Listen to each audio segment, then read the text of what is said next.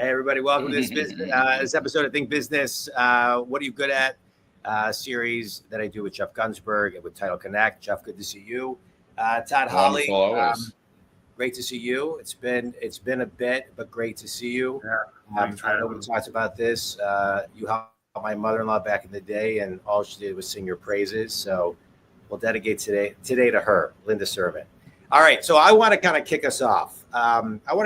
Because you don't talk to too many people who have been in the same place for 33 plus years.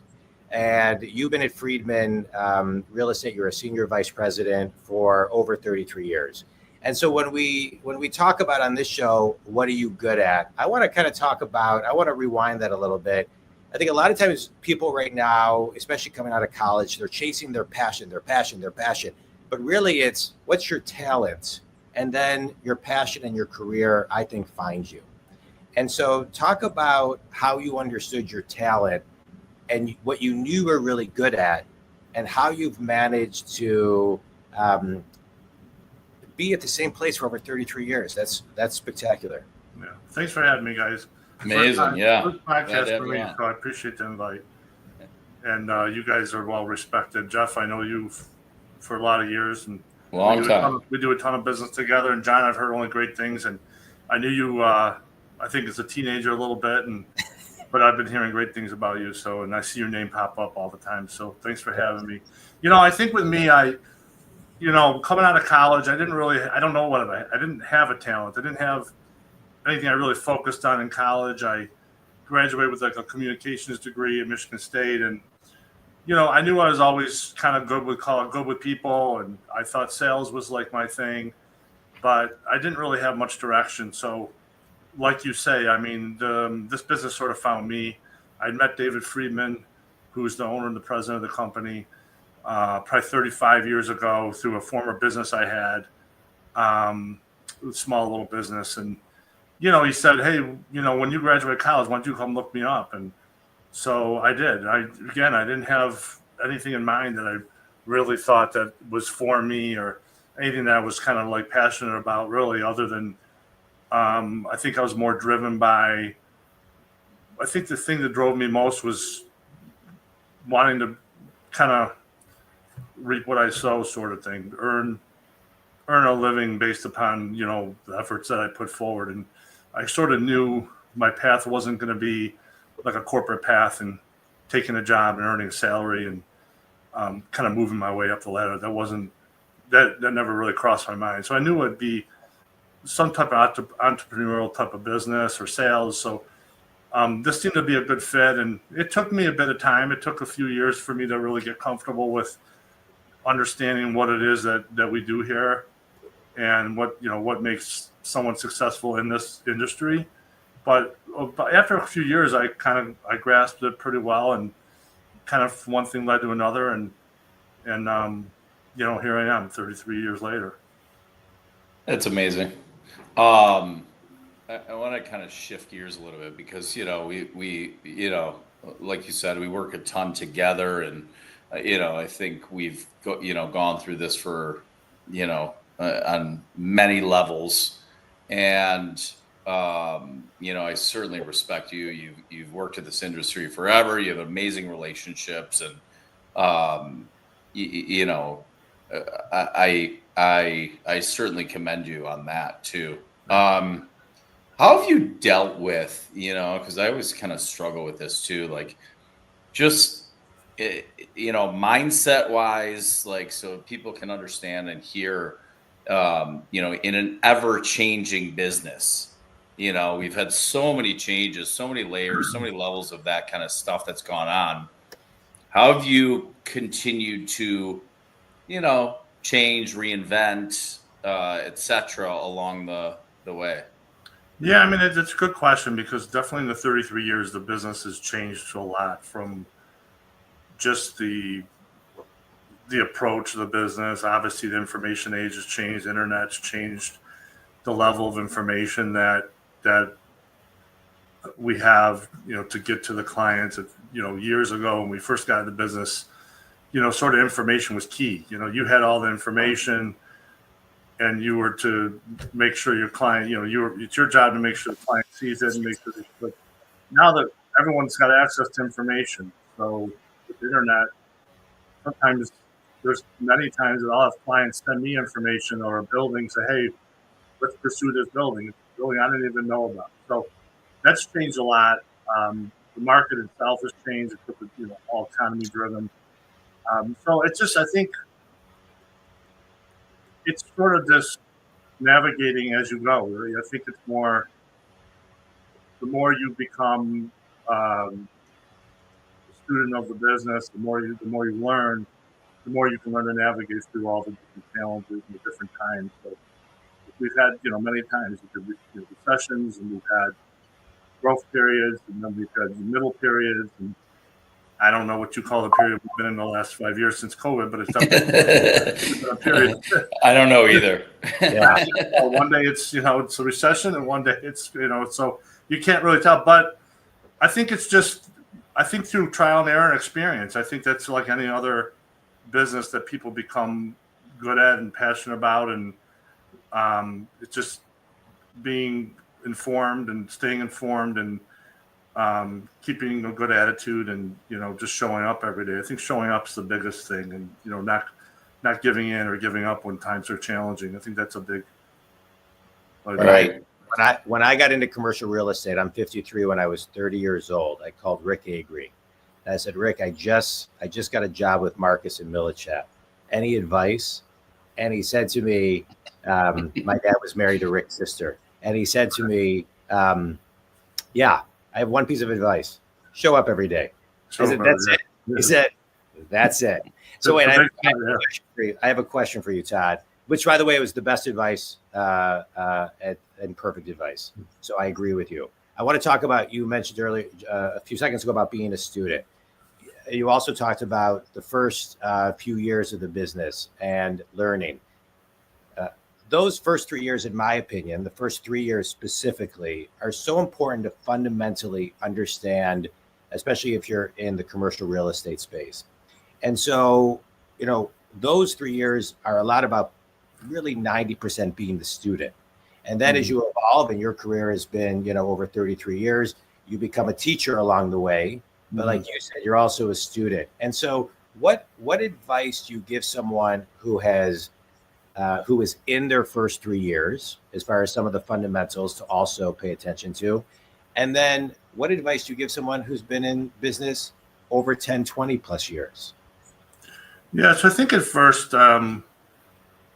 it's like the first couple of years, for 3 years, call it, is like any other sales business. You got to understand your product, right? What is it that you're selling, right? So my product is commercial real estate, but further than that is, what area are you focused on? And that's important, right? Because we can all get in different businesses and kind of we can go in 15 different directions, right? So every business has so many facets to it, and commercial real estate is no different. So when you decide to pursue commercial real estate, what is it that you're going to focus on? Because it's like anything else. If you don't have something that you kind of go to work every day focused on, and call it your target, or what am I a student of?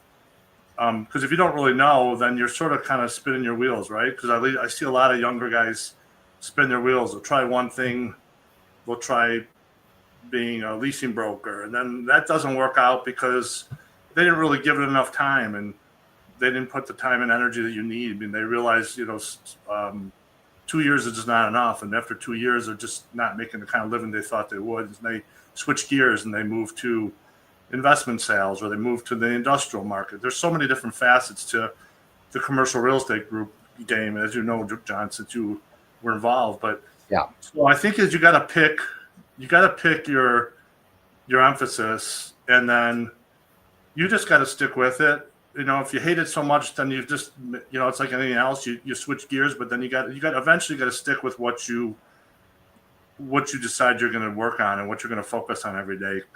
Yeah. And then you gotta, at that point, like you said, you got to show up. I mean, you got to show up, and not showing up's not just showing up to work. It's showing up mentally, definitely an industry like any sales. You got to be on all the time. So it's not, everyone's got a bad day. Everyone's got a bad week. But if you got to show up for yourself all the time. So it's not just being there, but it's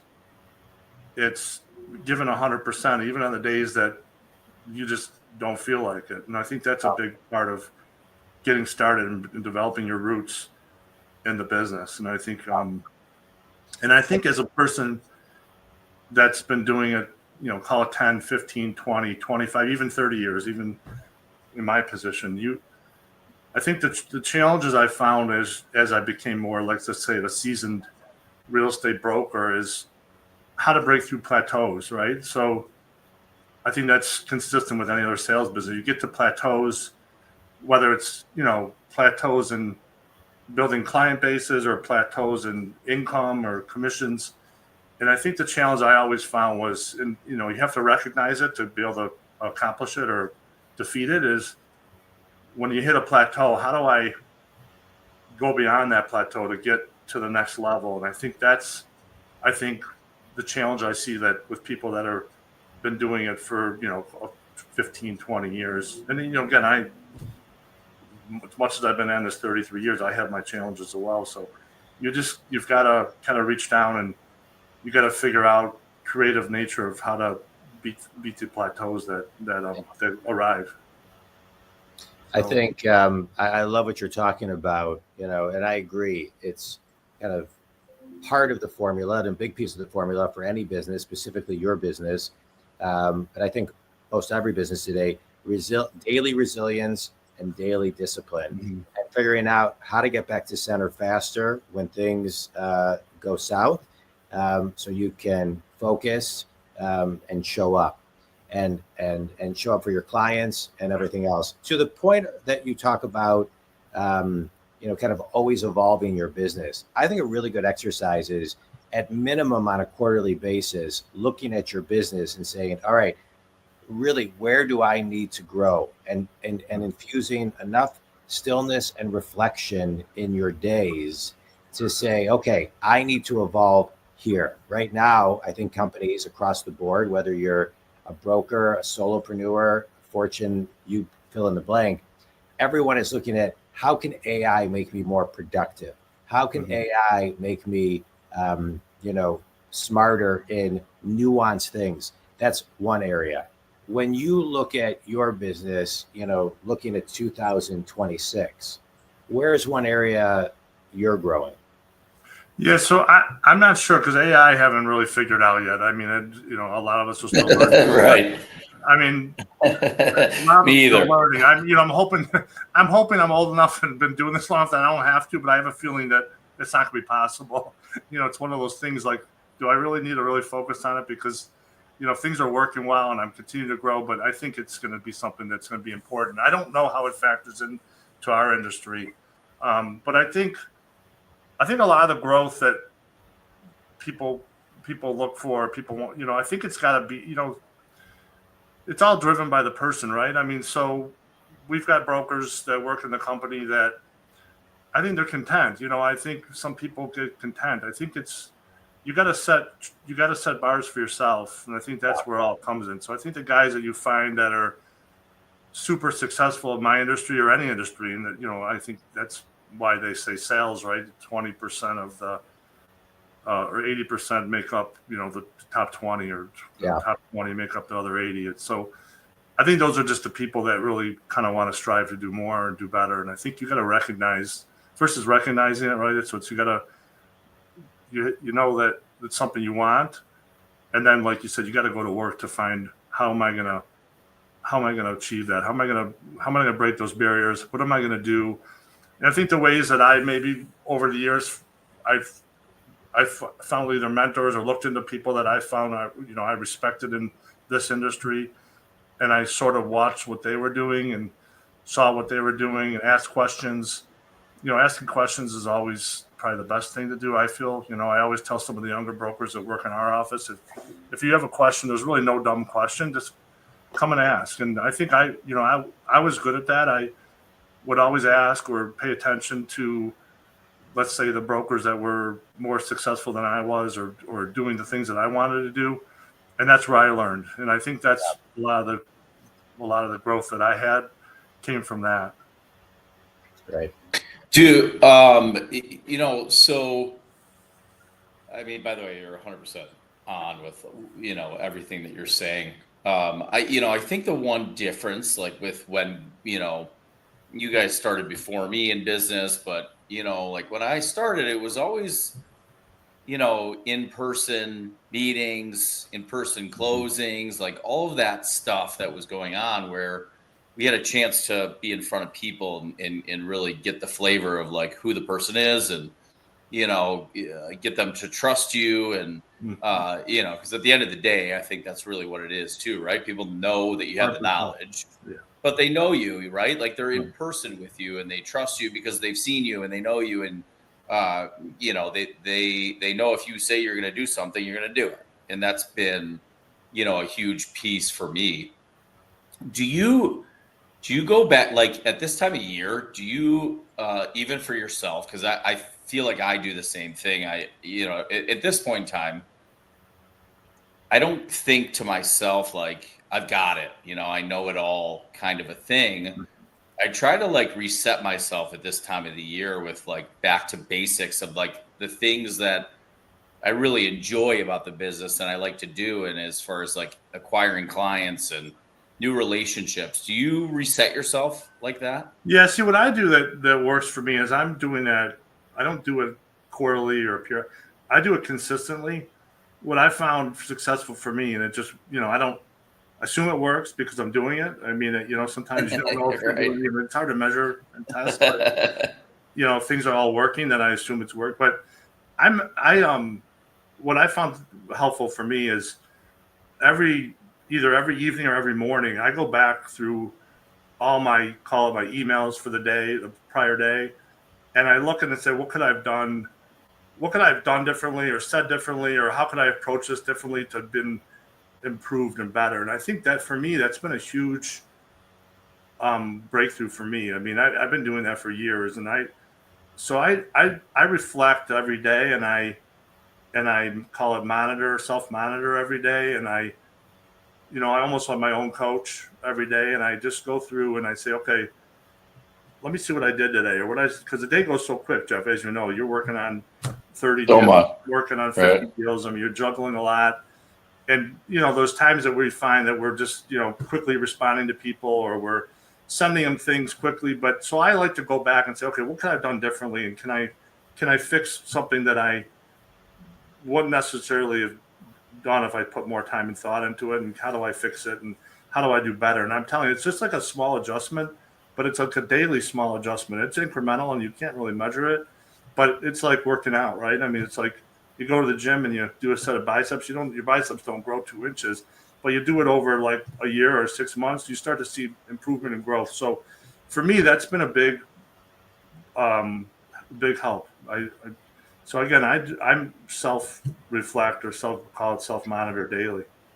Yeah, I think that's amazing. You know what? I mean, for anyone that's listening to this, I think that is, it's huge. I mean, I find myself doing that, not to that level exactly. So, I'm learning from you from being on here, but, and you're somebody who's created relationships and been at the same place 33 years that I see, on a regular basis. I see your name everywhere. So, what you're doing seems to be working. So I commend you on that. Man. Yeah. Like I said, I show up. I mean, unless, even when I'm on vacation, which I take fun, trust me, but I'm, my business doesn't stop, so right. Like clients will call me and I say, hey, I'm in Mexico or I'm here, oh, I'm sorry. No, that doesn't matter. I mean, it's like, it's like, there's no problem to solve. You're always got to be present.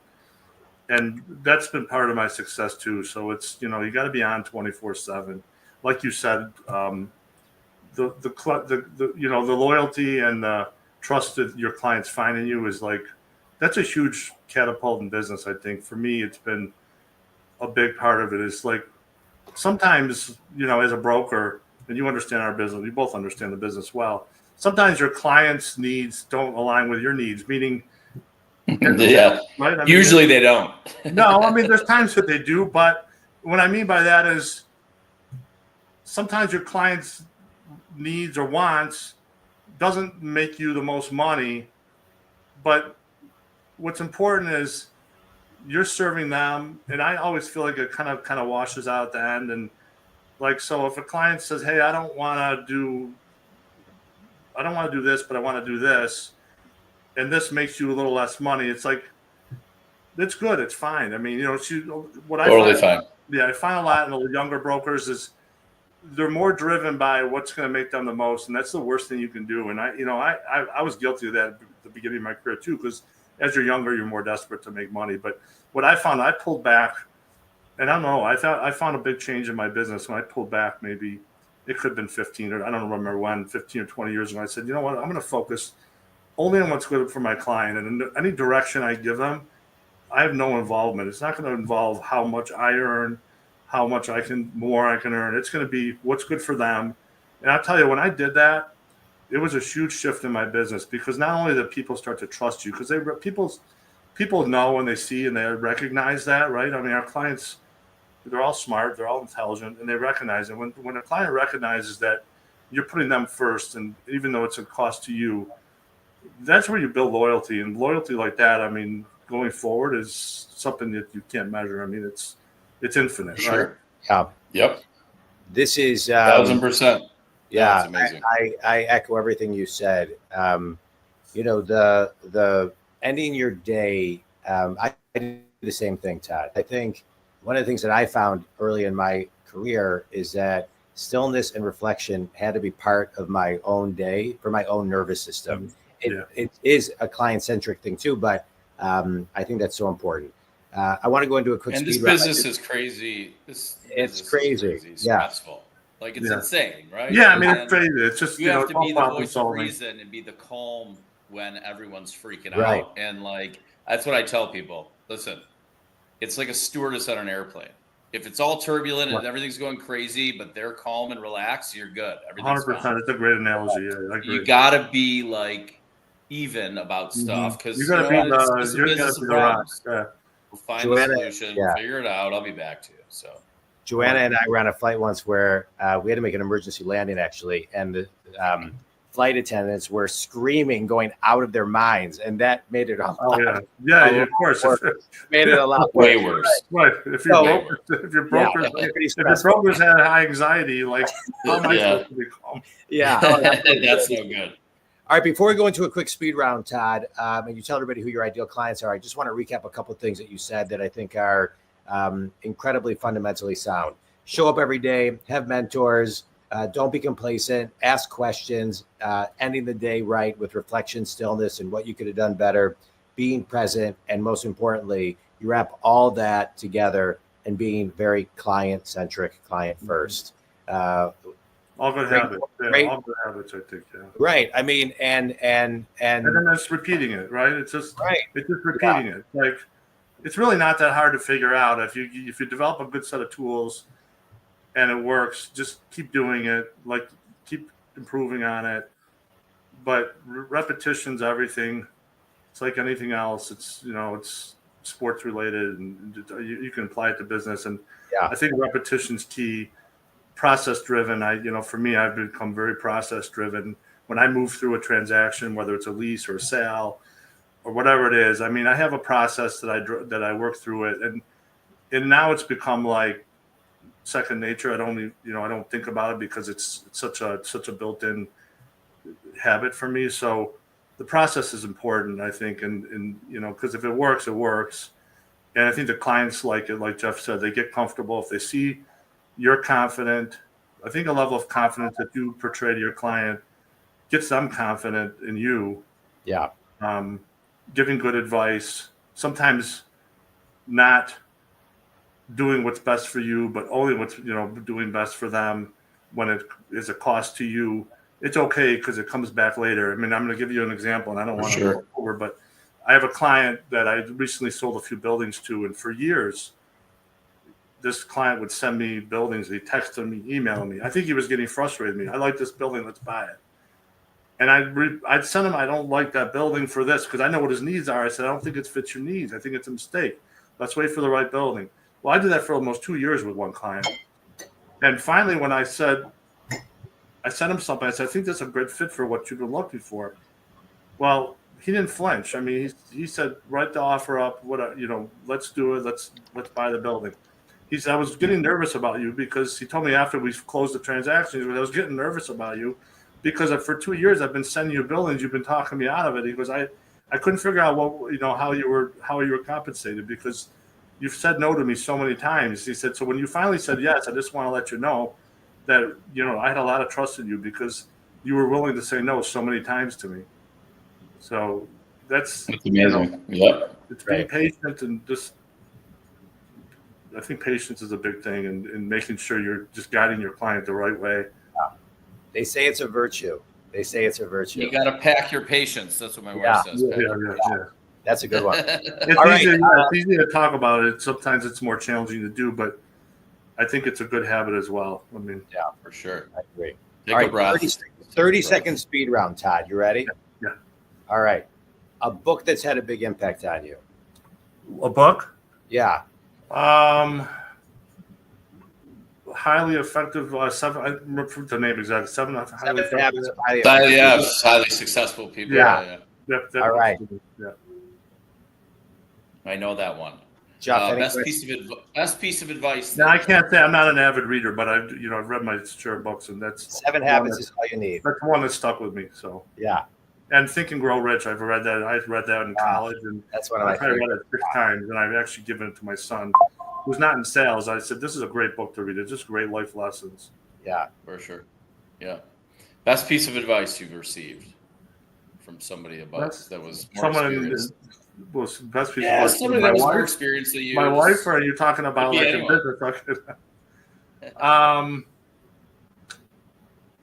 I think the best piece of advice that was for me, because I needed it, was learn how to compartmentalize what you're doing. Don't let one thing drag into another. So learn how to encapsulate. Again, sometimes I'm working on 30 different deals at a time. So if one deal's kind of falling apart or dragging down, don't bring in another. Learn how to compartmentalize each of what you're working on. And I think that was like great advice for me. And another one that I really like is, which is good, and it didn't really make sense to me for a long time until I really was, just don't listen to the noise. Avoid the noise. Just totally stay focused. So those are two. I think the 2 best pieces of advice I've gotten. Good. Yeah. That I've followed. Good advice from others. Good advice from you today. Todd, tell everybody who your ideal clients are and where they can connect with you. My ideal clients are, individuals looking to invest in commercial real estate, looking to get a return, looking for. I think some of my best clients are probably the clients that I've sold buildings, call it medical office buildings, that will buy the building and then keep me on board to lease the building and help them, give them advice throughout to teach them how to make sure the building stays full and maximize the value in those properties. I think those are the best clients. And where can they contact you, Todd? Best is my email address, todd.hawley, HAWLEY @FREG.com. That's the best. Email is best.